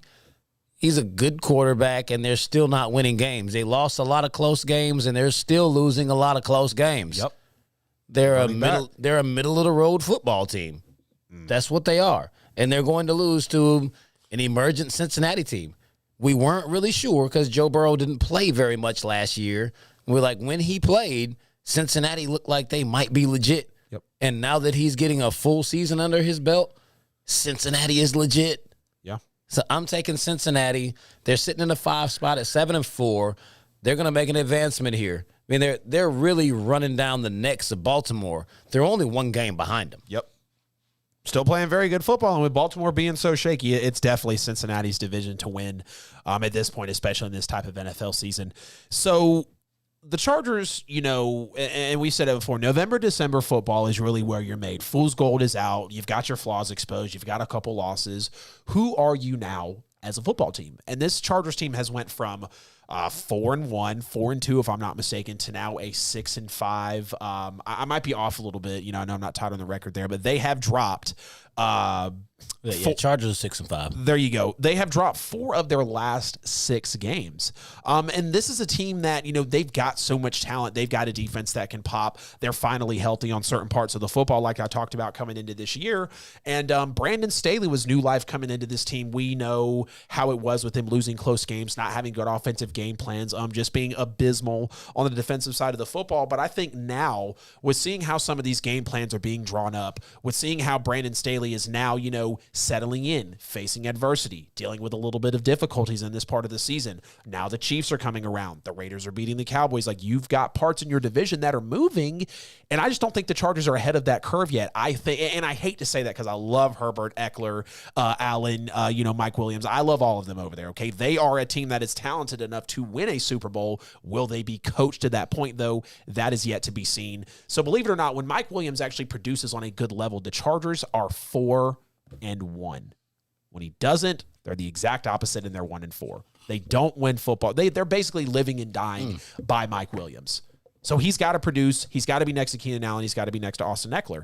And, as far as the Bengals go, you alluded to it. Oddly enough, so Jamar Chase, he is still getting some of his touches, but T. Higgins is now getting introduced into the role. Jamar Chase, I want to say, has had a few weeks now where he's not popped over 75, 80 yards. He's still a good receiver, and he's still in the talks, of course, for Offensive Rookie of the Year next to Mac Jones. But now you got Uzomah coming around. Now you've got T. Higgins coming around. Joe Burrow's getting comfortable. Joe Mixon, back-to-back 120-yard-plus games. I mean, that's a guy that when he's healthy, I mean, he's a Kamara, he's a Eckler, he's a Saquon when he can truly get working in that offense. So I am going to take the Bengals here. What is the line? I see it right there on the screen. Bengals -3. I think the Bengals win. I think they cover. They're just the better football team. Yeah. Defense is better. They're just more put together. And right now, Zach Taylor looks better as a coach, oddly enough, than Brandon Staley. Next game here on the weekend, watch, again, another 6-5 Broncos team traveling in their division to see the Kansas City Chiefs. Does Kansas City kind of show us a championship form here, or are the Broncos going to go for back-to-back division wins? I think this is a really, really tough football game. I think Denver comes out and they really play smash-mouth football. They will make Pat Mahomes turn the ball over multiple times because Pat has turned back into Texas Tech Pat, and I don't know if he has that other Pat back in him. It's like he's really had it, the regression has been like just mind-blowing to see how far back Kansas City has come from the last couple of seasons. And they had 3 years of greatness, and all of a sudden they look very pedestrian now, and it's not because of injuries. They've got their full complement, and they're just not really looking like Kansas City. mean, I think this is going to be a very, very tight football game, but at the end of the day, I cannot take Teddy Bridgewater to win a close game against Pat. I think Pat has a pedestrian game and does just enough at the end of the game for Kansas City to pull out a very close one. That -10 line is outlandish. Kansas City will win. They will not cover. Wesley, I don't know why you're asking me silly questions. The Saints are 5-6, and we're making a switch to a quarterback. Do you agree with this, Fees? Ken says, I think Russ is starting to suffer the same fate as Cam Newton. I mean, I think that's a bit much. I mean, It's not the same situation, really. Russ's time period of sustained greatness is a lot longer than Cam's. Yeah. I mean, we're talking about I can't Russ. call Cam great besides one season. We're talking about Russ being a first ballot Hall of Famer, even though Cam does have the one season where he won an MVP and Russ didn't. Like, he never did that. Russ did go to back-to-back Super Bowls, and he has been an elite top 5 quarterback for the better part of his career. Like, we can't say that about Cam, but that is an interesting comparison. Yeah, definitely a nice one to throw to us there, Ken. So Broncos at Chiefs, big AFC West implications. Broncos, oddly enough, they started off 3-0, haven't went super well down the stretch, but they're sitting at a 500 record right now. They're sitting in in a section of that AFC West to where, I feel like they got a good as chance as anybody. I mean, the Raiders are winning games. The Chiefs are doing their thing. The Chargers are coming around. This is one of shaping up to be one of the toughest divisions in football right now, for sure. We know about the secondary. We know about what the defense can do. They're trying to adjust without Von Miller, so they've taken a little bit of a step back. But when we turn around and look at Kansas City and how they've been able to, improve on the defensive side of the ball and try to work in more creativity with that offense, not trying to live and die by Patrick Mahomes, we can't sit there and say that, that was great against Jordan Love. That was great against Daniel Jones. That was, great against a Cowboys team that didn't have 3 of their 5 best players, basically, when that game got into the thick of it. I do take the Chiefs to win this football game here. I do think they cover against the Broncos. They're clearly just the better team. I'll take Andy Reid and Patrick Mahomes over a lot of people in the NFL right now. I understand that is still hard for them, to play defense and really stop people. But this Broncos team, it is going to be a smash mouth football game. It is going to be a type of game to where you might think for a second Denver's going to take this one. I think Kansas City wins it, though, and they're looking to get better, obviously, as the weeks go on. By 11 or better? Oh, That's it's 10? big spread. Oh, excuse me. Okay, not covering the spread. I don't know why I thought it was 3. Definitely not by 11 or better. No, that spread is huge. Yeah. It's disrespectful, really. That is a nut spread because considering the Broncos just beat the Chargers and the Chiefs are favored by 10 after not really playing anybody for the last month. I don't know what type of crack Vegas is on. I guess they're trying to win you money, lose it. I don't know. All right, now we got one that we're all going to pipe up about. Wes is for some reason going on about it, but they're not even in here, man. This is a whole nother team. Patriots are taking their 5-0 road record, I believe. Yeah. To Buffalo. And they're going to play Sean McDermott and Josh Allen, who have been really fool's gold. I still think to this point they're too overrated. Who you got taking home a great game over the weekend? I mean, I'm absolutely taking the Patriots to come in there, put together another solid defensive performance. So, I mean, that's really what it's been. New England has been playing lights-out defense. That is one of, if not the best defense in the NFL right now. They will get multiple turnovers. Josh Allen will throw interceptions. They will create fumbles. Mac Jones will take care of the football. He's not been just blazing up the stat sheet or doing anything to where you think that, he's an elite quarterback. But Mac Jones has been accurate as hell. 70% for the season. Ridiculous. As a rookie. Even if you look at last week, you're like, he didn't wow us, but the dude was 23 of 32 for 310 yards, 2 touchdowns, no interceptions. He had almost the exact same stat line with a better completion percentage as Aaron Rodgers did. And we talk about how Aaron Rodgers carved up the Rams defense. It's like at some point you had to get this man some credit. Like Mac Jones he's doing his job. I mean, that's the whole mantra in New England is to do your job. They're not asking him to throw for 400 yards or 4 touchdowns.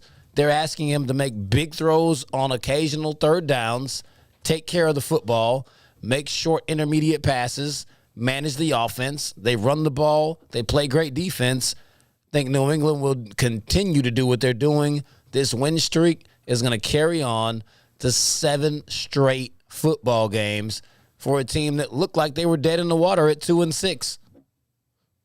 Or 2-4, my bad. A new segment on the show real quick because Wes wants to be petty. Let's play fact or cap, where this is all cap. Patriots low-key got exposed. We had 3rd and 4th stringers out there, and they didn't look that nice. Fees go, because this is absolute BS. The Patriots didn't look that nice winning by 26. I mean, low-key got exposed. What's our record? Bro, come on, dog. Come on. I mean, I don't understand how you get exposed winning a game by 26 points. Yeah, I don't get that either. Oh, I mean, God. Wes, don't become jaded because Mac Jones isn't. This is what I have to say to you, Wes. We appreciate the spirits for the evening. The ass whooping that the Patriots gave the Tennessee Titans sponsored this bottle of Jameson. Sponsored by Wesley Davis. This segment is brought to you by Wesley Davis Factor Cap. Also brought to you by Jameson Stout Edition. But you need to send us some money first. Yeah, Wes, definitely not exposed, bro. Don't become jaded because Mac Jones can do less and win more. Okay, we said Mac Jones is going to win anywhere from 7 to 12 games as a Patriot starter. So it's okay, bro. Derrick Henry's coming back. I don't know what to tell you. Okay, you're doing all right. You're in the AFC. You're towards the top. Let me not run too much with it though. Yeah, don't give Tennessee airtime. So the Patriots, man, they're clearly the federal football team here. I think they win this one outright. I think Bill Belichick throws a lot of confusing looks towards Josh Allen at this point in the season because, again, it's December. We know what type of team New England is right now, and we know what type of team that the Bills and that Josh Allen can be. We've said it. 40-0 against the Texans was nothing through 3 quarters. They've had games to where Josh Allen has not put up the type of numbers that we thought. The offense has sputtered out. We've seen the defense get points put up on them and absolutely ran through like nothing else with a Jonathan Taylor, The Patriots probably have the best defense in the NFL right now. They're clearly a top 10 offense, numbers-wise, schemes-wise, knowledge-wise. They have the best coach in football. And I'm not going to sit here and say that the Bills are absolutely dead in the water in this matchup because we know the Bills are, they try to be one of the heavy hitters in the NFL. But, Buffalo, again, they are not a team that scares me on a consistent basis. New England, with what they're getting on, the free agents, the draft picks are popping. I mean, they had the best offseason, and they're now in the running for having the best season with a rookie quarterback. Patriots win here. Spread is, Patriots actually upset on the road. Bills are -3, but the Patriots win. Bet your money. This is a good one for the weekend. Absolutely. Last one here before we roll out. AFC North. Again, so many AFC playoff matchups here. The AFC North, the Ravens, the Steelers. Does Lamar Jackson lead the charge here, or do the Steelers finally rebound on defense and have a good day at the office, man? Like, this is one of those extremely difficult games to call just because it's a heated division matchup, Yep. which almost all the matchups this week are division games. Yep. I mean, the Ravens are clearly better than the Steelers, but the Ravens don't show up for the first 2.5 quarters of every football game they play. Yep. And, I mean, it's being such a rival that it is, Pittsburgh, they're going to be inspired to play against Baltimore. It's always a smash mouth, we're going to try to kill you guys game just because of the history that they had between each other. It was like, even though Pittsburgh is extremely untrustworthy, every blue moon, Big Ben has a game where it's like, oh, maybe he does have a little juice left in the tank. So I think this will be one of those games where Baltimore starts slow and Pittsburgh actually takes advantage of them, and the raggedy Pittsburgh Steelers will actually get another win just to stay up one game above 500, still have bad draft position. It's like they're a bad team that's better than the worst bad teams. They're like the top of the mediocres. So, in other words, they have like no business winning this game, but they will. Yeah, this is going to straight up be a pride win and a Baltimore Ravens meltdown. Yeah. I hate to say that. I don't 100% agree. I don't think it's a meltdown by Baltimore, but I don't think Baltimore covers a spread of 4 here that they have. Because again, Baltimore, I mean, you said it all well, man. They play 2.5 quarters of football. They don't score in the first quarter. They don't score in the first half. You can throw the ball around the yard on them. And I will say this. Rebuilding your backfield's hard as hell. Just think about this. No Mark Ingram, no J.K. Dobbins, no Gus Edwards. That was their backfield the last 2 seasons. Or the last last season, excuse me. And now that's completely gone. We've seen Lamar Jackson be a leading rusher of this team time and time again, game after game. But when people are going to, be playing you in a type of way where the ball has to be in Lamar's hands, he's shown us this year that he can do that, but that's not really a prime spot considering the culture, the physicality, the rushing offense and presence that Baltimore, has brought to the NFL. But they got to get going quick. They got to get going often because when the Steelers show up, not if, but when, because they have that culture, they have that type of team. TJ Watt's going to have to perform. Minkah Fitzpatrick, all their players that they have out there that make that Steelers defense. It's going to become a hard game for the Ravens if they don't get going early and often. And you talk about how, Lamar just has to bury the tape on the previous game. I mean, he really does. 4 interceptions. I know you win 16-10. That's not anything you ever want to see. No. And you got to get creative with the run game. Like I said, you are rebuilding your backfield. What can Harbaugh pull out? What can Lamar and Harbaugh collab on, jet sweeps, kind of end arounds, whatever it takes to get more of a physical push up front for this Baltimore team. So I do take the Ravens here to win this football game. They won't cover, though, because both of these teams are just super shaky, and it's a divisional matchup at the end of the day, man. That wraps it up for the weekend watch. When we come back from the sponsor break here. Hold on. Oh, you got some comments out there? Mike on the mic, our resident Chargers fan, has chimed in on the YouTube. Good, man. Whoa. He says, Bills 38, Pats 17. If you don't take your raggedy Chargers predictions out of here, he's just mad because I be on his page every week watching the Pats walk up his power rankings. There's no way on God's green earth they score 38 points on our defense. Not possible. Josh Allen. Not possible at all. Is not last year's Josh Allen. Nope. Bills paid him too fast. Hate to say it, but the Bills paid him too fast. They're extremely one-dimensional. They do not run the football. And Bill Belichick eats one-dimensional teams alive. Especially if you're you're going to pass? Like, we kind of have a ridiculous pass rush. Here's 6 DBs. You know how many times you're going to see Matt Judon step up after he sacks Josh Allen and wipe his face, red sleeve, just every single time. I'm going to have the red sleeves on Monday night. Make sure you follow me live. Bills 38, Pat 70. That's disrespectful, Mike. It is. Come on, man. We're in the game together, bro. You can say the Bills are going to win, but God, by 21, Josh Allen. It's not even logical. Right. Josh Allen has not shown. The Bills have not shown at any point in this season that they're capable of playing one-dimensional against a team like the Patriots, against a defense like that, and coming out on top. On that note, Bell, I'm going to throw it to you before we jump into the Week 13 picks and spreads. Yeah, I appreciate that, man. Great job, guys. Ladies and gentlemen, you're tuned in right now to Petty Sports Wednesday night edition, like every week at 8 o'clock, all brought to you by KINGZ Broadcasting Studios. Could have been anywhere else in the world, but you're right here with the crew at the table making it do what it do. And we greatly appreciate that, man. You know what I'm saying? You could just matter of fact, just call in. Yeah, Mike. 678-871-9602. 678-871-9602. That's how you can be a part of the show and the conversation tonight. We look forward to hearing from you, all right? You know what I'm saying? Where you at, Wesley? Call in, man, so we can thank you all at once for this nice bottle you blessed the studio with tonight. You know what I'm saying? So, man, we like to, this, like I said earlier, this is the season of giving, and I see you in the spirit. And that's a good thing, man. So don't feel bad. You on your job, man, and we some thirsty cats up in here tonight, all right? So, ladies and gentlemen, go to the different podcast platform, iHeart, Google, Wesley. Spotify, and Apple. Appreciate you know what I'm it, saying? brother. And join the page, subscribe, download some of the shows. Type in Petty Sports. That's how you can access the shows on those different platforms. And go to YouTube. Subscribe to Petty Sports with a Z. Hit the notification bell so whenever the show goes hot, you will not miss a beat. And everybody that's in the chat room, man, y'all pumping tonight. I see you out there, Kenneth.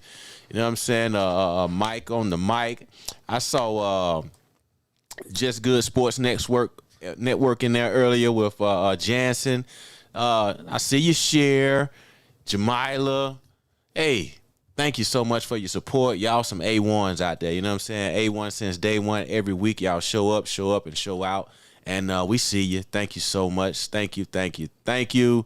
And support black business. Support black business. Support black businesses because we do ATL. Hold back to the regular schedule program. Oh, man. The comments are popping. The phone line is popping. The content is working, guys. We're about to get into our Week 13 picks and spreads for the NFL season. Y'all, it's December 1st. All the fool's gold is out the window. Look, like I said, at this point, everybody has had a bad loss, maybe two. Everybody's flawed. Most of the league is injured right now, with the exception of, oddly enough, the New England Patriots right now. They might be the healthiest team in the league, one of the healthiest for sure. Yeah, go ahead, Fees, pick up the helmet. We know, bro. Yeah, you know what, man?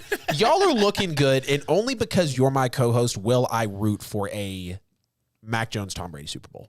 If it gets to that point, if they really emerge. Crazy. Well, because here's the thing. I'm already bought into the Patriots. I think the Patriots are a game or two away from really being the best team in the AFC. Yes, even with a rookie quarterback. Like, your eyes aren't going to lie to you. The Patriots are playing great right now. Definitely the most consistent football. Exactly. Winners of 6 straight. They've just been, making it happen. Oddly enough, y'all are on a 6-game win streak since losing to the Saints, right? No, the Cowboys. The Cowboys, you're right. Yeah, because y'all played overtime game. Right, y'all played them close. Really showed a crack in the armor there. But geez, man, December 1st, Week 13 is already here. We'll be watching the Super Bowl in like 2 months. Jeez, bro. All right, let's see the results here from Week 12. I gained a little lead on Fees. I did go 10-5. He did drop down to a to 7-8 for Week 12. Or maybe I went 11-4. I can't get these things right, man. But I know the season record is correct. I'm up by 11. Jeez, it's wrong on the graphic too.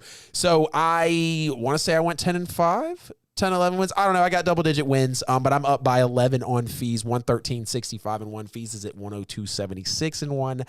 I can't count, but I don't know if he's going to make the graphic next week, man. I'm just struggling. Looks like so far. I'm going to have to look into this. I think he's win shaving. Yeah, I'm over here poaching W's.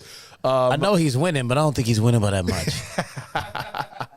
All right, man, let's get into the Week 13 predictions of the NFL season. We'll start out with tomorrow night, where Taysom Hill is finally, thank God, going to be taking the starting job over Trevor Siemian. Saints are underdogs at home, still only having won one game in Louisiana this season. They're plus 4.5. Cowboys and Saints. Fees. Who takes home this one? Man, the Cowboys have to win this game. Just the way their season has been looking and the way they're kind of just backpedaling through their division. They've got their division still pretty much wrapped up, but they need to actually prove to themselves that they can actually play some consistent football. I think they'll come out against the Saints and they'll actually try to come with a heavy complement of running and try to get away from Dak throwing the ball 40, 50 times a game. And this will be one of those games where they'll beat their chest, but it's like, we're not giving you extreme credit for beating the Saints, especially the way the Saints team is constructed at this moment. Yep. But the Cowboys have to win the game. I think they're favored by 4.5. I think they will win and they will cover. I gotta agree with you. Dallas is clearly the better team. Even without 3 of their top 5 best players, it could be easy for Dallas now to cover the spread here. Because we don't know about a main core of their offense right now. The Saints are reeling. They haven't won a game with Trevor Siemian as the starter. They haven't won a football game in over a month. They are giving up boatloads of points to teams that have absolutely no business scoring that much. Dallas wins here. They cover the spread. It's another tough loss for the Saints at home. The Saints are just reeling at this point. I mean, I think we're headed for maybe a top 15, 20 draft pick. Hate to say it, saw it coming though. Tampa Bay at Atlanta. Atlanta is plus 11 hosting the defending champs. Who you got here? Oh, definitely picking Tampa. I mean, Tom Brady has never lost to the Falcons, even after he's gone into the division and plays them twice a year. He's still never lost a game to them. They do tend to somehow get down to the Falcons and then have to come back, but even the last time they got down to them and they still ended up beating them by 20 plus. Mike Edwards is like, oh, give me, there we go. Yeah, I mean, the plus 11 spread is very legitimate. I think Tampa wins and they cover the spread. Can't disagree with you there. Tampa's clearly the better football team. I mean, I think Arthur Blank needs to sell the Falcons at this point. I don't know what's going on. With the Atlanta Falcons, you go from beating the Saints in the Dome and apparently running for a 2 or 3 seed in the NFC South, which much as that's not an accomplishment. Kyle Pitts was, again, clearly not the right pick for Atlanta. Don't mean to be all over Atlanta's case, but it is what it ain't. Tampa wins, covers the spread. Bet your money. Let's move on. Arizona at Chicago. Kyler Murray at Justin Fields. Probably might be my top 2 favorite players in the NFL right now. Just love what they bring to the table. Arizona at Chicago. Chicago +8 at home. Who you got? I mean, this is simply a massacre. Chicago is a bad football team. I mean, Justin Fields, he's not really shown that he actually can be the player that we think that he is. Right. I mean, in a lot of instances, we get Andy Dalton out there, and I mean, we watched Andy in Dallas, and we saw that he was nowhere near what we thought he actually was. I mean, we thought he was the best backup in the league, and if you lose your quarterback, you'll be fine. And that was absolutely not the case. He's not that guy. Justin clearly isn't ready. He's got a lot of time, so, I mean, he can change the narrative. But at this point, there's no reason to believe that Arizona doesn't win this game by 30. No question about it. By 30 might be a stretch, but I could definitely see a double-digit two possession W here for Arizona. I'm going to love to see the battle of Kyler Murray and Justin Fields going back and forth overall. In this game, and we've got Cliff Kingsbury against Mack Nagy, 2 coaches who were definitely speculative walking into the season. I think Cliff Kingsbury has now secured his spot as a coach for years to come. And I just think the problem right now with Chicago's Matt Nagy. I mean, they're just, it's not that they're reeling on all aspects, but they're just straight up not playing good football. They're not really getting better or worse. They're just staying the same and being a bad football team. So Arizona wins. They cover the spread. Take your points, bet your money. Let's move. Chargers at Cincinnati. We chop this one up. Got Cincinnati winning and covering. How about you? Oh, yeah. I mean, this is finally I picked the home team to win a game. The first 3 games, I got the road teams. You can't bet on all the road teams. That never happens. Right. So I'm not doing that. Cincinnati at home, -3 against the Chargers. I think Cincinnati wins this game, and they cover the spread easily. 100%. Joe Burrow, I think, outplays Justin Herbert in this one. And Justin Herbert hasn't really been reeling the past few games, but it's just the Chargers are reverting back, and the Bengals are not. The Bengals are moving forward. The Chargers are taking steps back. Yeah. Bengals win. They cover the spread. Bet your money. Let's go. Minneapolis. Who you got in this game, Mike? You in there in the comments. Let us know. Are you picking your Chargers to beat the Cincinnati Bengals? I think the only team that me and Mike agree on are these USC Trojans. We both USC fans. I can rock with them in college. There we go.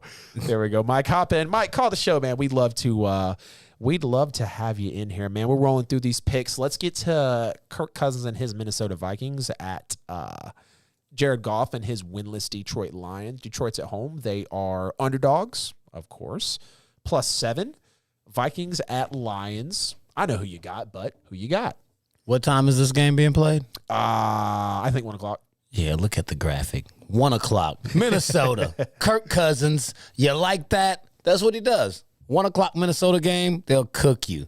Kirk Cousins is a monster when he's not on primetime, and he's playing against a bad Detroit Lions team. I think Minnesota wins this game handily. The 7-point spread might actually not be big enough. Might not be big. How do you mean that?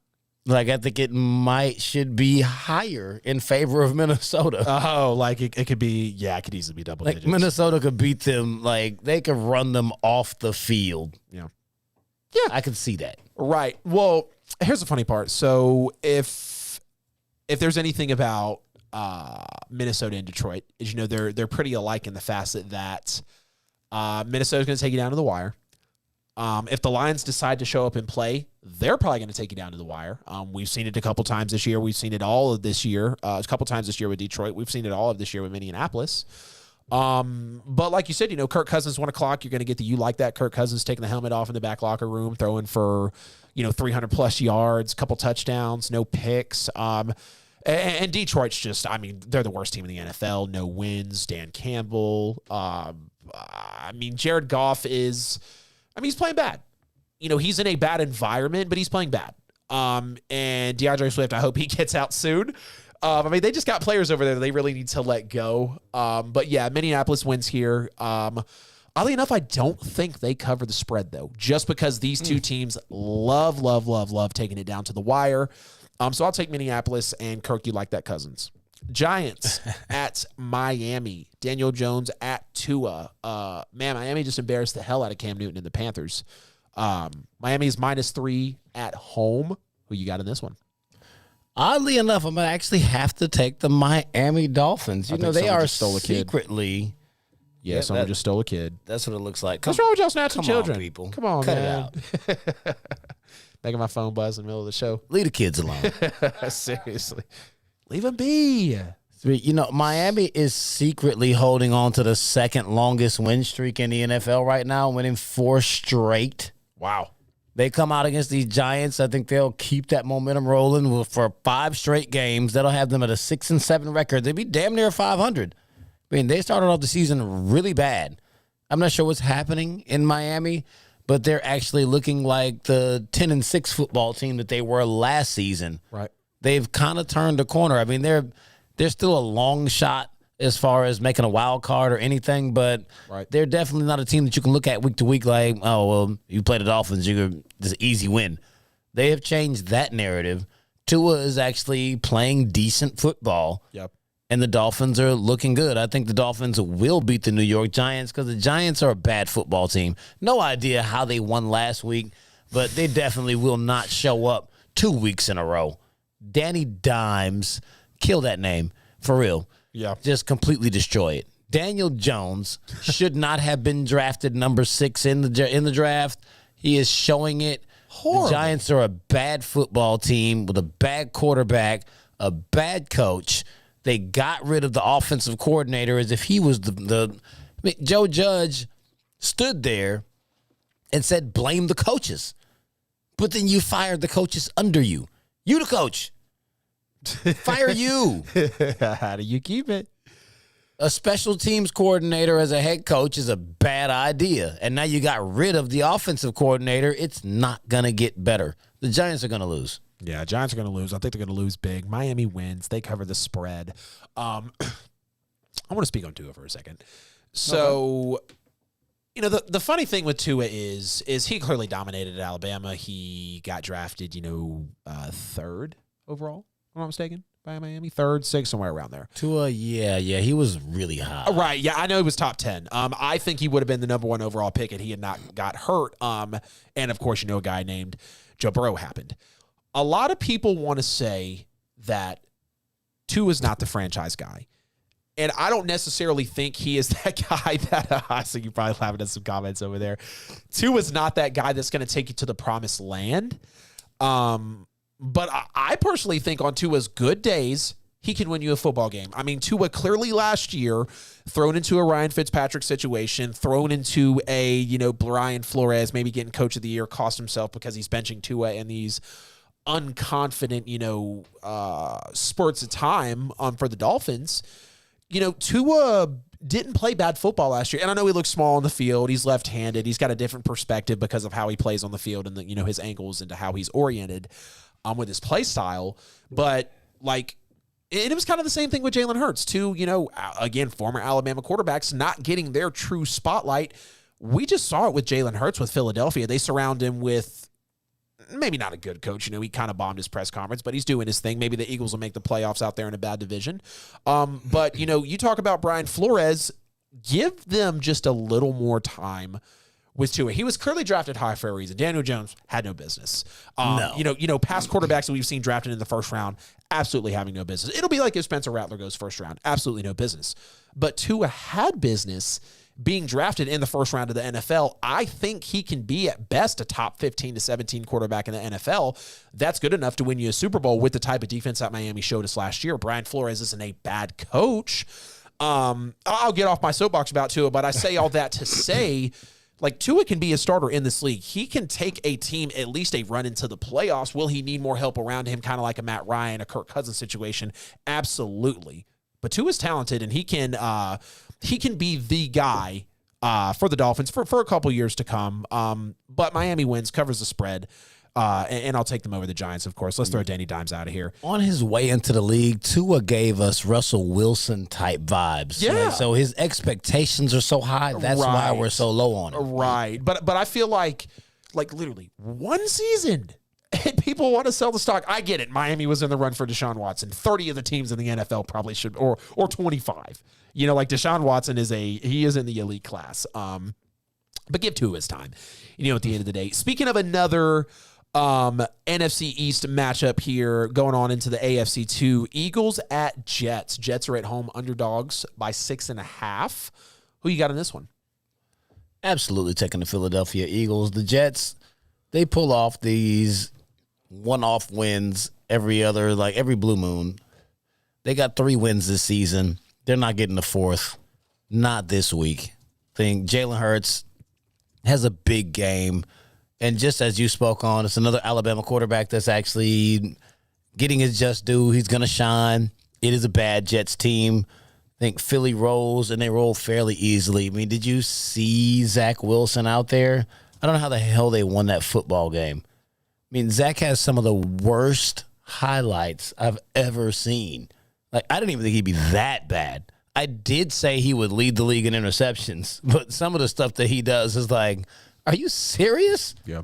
You got drafted number 2 to do that? The 2nd and 4th pick were Garbage. Yeah, absolutely garbage. Want to give a quick shout out to the Warzone Sports Network, Mike on the Mic sports podcast. Joe Morley Sports hops in sometimes too. Those two guys brought together literally an all digital network that they run so many shows off YouTube. They're live every day. They're putting out crazy content. They're on all platforms.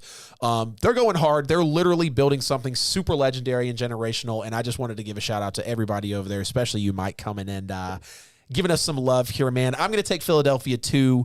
I'm going to love Jalen Hurts, cutting up this Jets defense. They're just clearly the better team. Maybe not much of a better team, but I think they are much of a better team than the Jets. But of course, we know neither of these teams are a true threat in the NFL. Give me the Eagles. They will cover that 6.5 point spread, so you can bet your money and ride off happy into the sunset. The Indianapolis Colts at the Houston Texans. Texans are underdogs at home as well. They are +9. Does Jonathan Taylor just blow up this Texans defense like Derrick Henry usually does? I mean, he might go for 200 yards against them. Yeah. I think the Indianapolis Colts will run through the Houston Texans literally. Yeah. And they'll easily cover that spread. Houston has absolutely nothing to offer. Indy has a top-flight defense. Houston be hard-pressed to get over 10 points in this game. Yeah. This might be like a 30-6 type of game. Yeah. Is this going to be really ugly? Indy is going to roll over them. Highly, highly, highly agree with you. I couldn't agree more. This really might be the safest bet of the weekend when we look at it. Ken, you're an absolute fool. You are an absolute fool. All right. That's what I was laughing at. Paper, rock, scissors. Yeah. Well, he said Zach Wilson's mom is hot.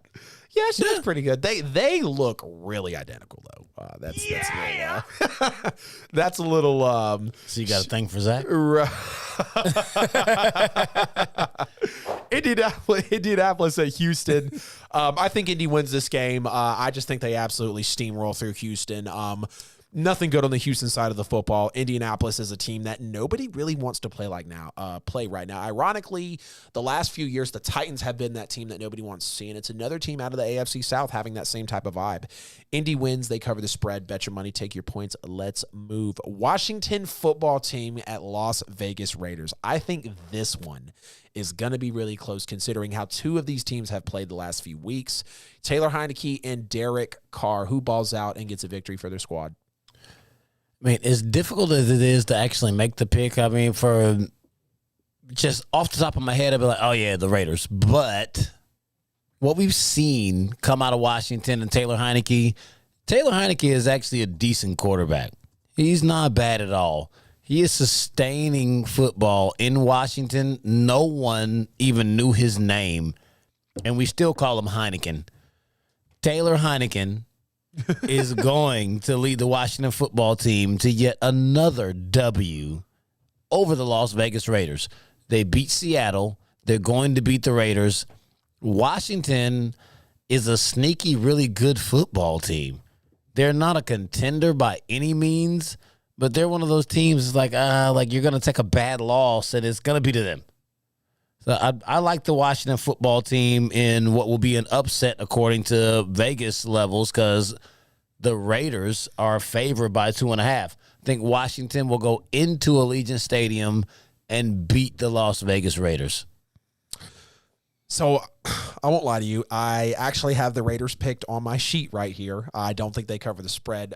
But considering Dallas was without 3 of their 5 best players, only lost by 3 in overtime, and there were 28 penalties for well over 250 yards in that game, I'm going to flip my pick to the Washington football team.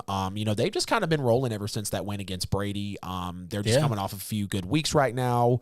And I mean, Taylor Heineke, he can play good football. He really can. Now, he will give you those kind of, streaky Josh Allen, Kirk Cousins, maybe even a Zach Wilson type of vibe where he just, what the hell are you doing type of plays. But Taylor Heineke can kind of win you a football game for the most part, at least as of the last few weeks with this Washington football team. And I believe in Derek Carr. I believe in the Raiders, not long-term and, for sustainability through the postseason, but I believe they're a good enough team to hang with just about anybody right now. Not just about anybody, but a good portion of good NFL teams, probably not great ones. They've been going through a lot of dysfunction in the franchise right now. Give me Washington, though. I'll take Washington. I think they cover the spread of 2.5 as well, so they will upset in Allegiant, and Raiders fans will leave upset. Joe Morley will not be happy. Big Raiders fan over there. Very. Jacksonville at Los Angeles Rams. Rams are favored by 13 points at home. Who you got? The Rams will win by more than 13. I think they're going to obliterate Jacksonville. This could be like a 40-0, 38-3 type of game. Yeah, I mean, they're really in their feelings about the way they lost to Green Bay. Their players are upset. Their fans are upset. They're playing at home. Jacksonville is going to come in. It's going to be nasty. I think this will be a game where people look at the stats for Matt Stafford and be like, oh, see, he came in. It's like, bruh, it's Jacksonville. I really don't care how well you play against them. And if you quote Jacksonville held Buffalo to 6 points, that just is more a testament to how much of a fraud the Bills are than to how good Jacksonville's defense is. The Rams are going to come in and just completely destroy Jacksonville. It'll be a bad game. Yeah, I agree with you. No reason to even pick through this one. I think Trevor Lawrence throws a few interceptions. Jalen Ramsey and Aaron Donald just have some key plays in this game. Matthew Stafford might throw for 400-plus yards in this one and a few touchdowns. Rams win. They're clearly the better team.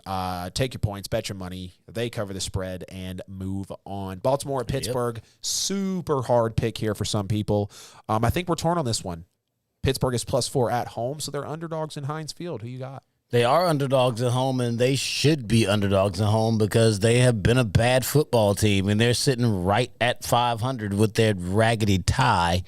But I do think that this will be a game where Pittsburgh mans up and has a pride game, and we also see Baltimore give us more of what we've been seeing out of them week in and week out. Right. They play a terrible first half of football and give Pittsburgh extreme confidence, and I don't think they're able to rally and come back. They're going to be a really, really tight game, but Pittsburgh winning is covering spread because the spread is in favor of Baltimore. So I'm going to take the Steelers. Steelers win this one in Heinz Field. That's a tough pick. I think that's almost as tough as Washington and Vegas right now. Tricky spread, too. I got Baltimore here, though. And this game could really go either way because if the Steelers have a good day at the office defensively, Baltimore can't start slow against a pass rush like that, against a secondary that can get going like that. I like Lamar Jackson over Ben Roethlisberger. I like the talent of Baltimore and coaching in general on all aspects over Pittsburgh right now. So give me Baltimore. They will not cover the spread, though, just because of how shaky they are. And we can be maybe witnessing an overtime game right here. San Francisco at Seattle, and I almost wanted to put this one on the weekend watch, but the Seattle Seahawks are so damn bad. San Francisco is coming around, though. Seattle underdogs at home. Jimmy G versus Russell Wilson. Who you got? Oh, I'm absolutely taking Jimmy G in this game because San Francisco is on a 3-game win streak, and it's really just a testament that they've gotten healthy. Yep. San Francisco was supposed to be one of the premier teams in the NFC this season, and injuries took them out early on. Right. They've since gotten healthy, And now San Francisco looks like the 49ers team that I thought would come into the season. I picked the 49ers to win the division starting the season. I had them not even making the playoffs this year. Yeah, I mean, like they're in the playoffs as it stands right now. Right. And I think that continues on. Niners, Vikings at 6 and 7? Yeah, like San Francisco is going to continue on this tear that they've been on. Where are they at? They're in the 6th spot. Yeah, and Washington's at 7. Wow. Minnesota's out. Yeah, I think you got Saints, Falcons Saints at like 9-10 or 8 and 9. Yeah, they are down there, man. Talk about the NFC. The NFC still being like top heavy. It's all coming around now. Yeah, I mean, San Francisco is sitting in a playoff spot right now. I think that absolutely continues. I mean, the NFC West has 3 teams in the playoffs as it stands, and they likely will get 3 teams in, and they'll all be a problem. So I'm taking the San Francisco 49ers. They will continue their run. Russ will not cook.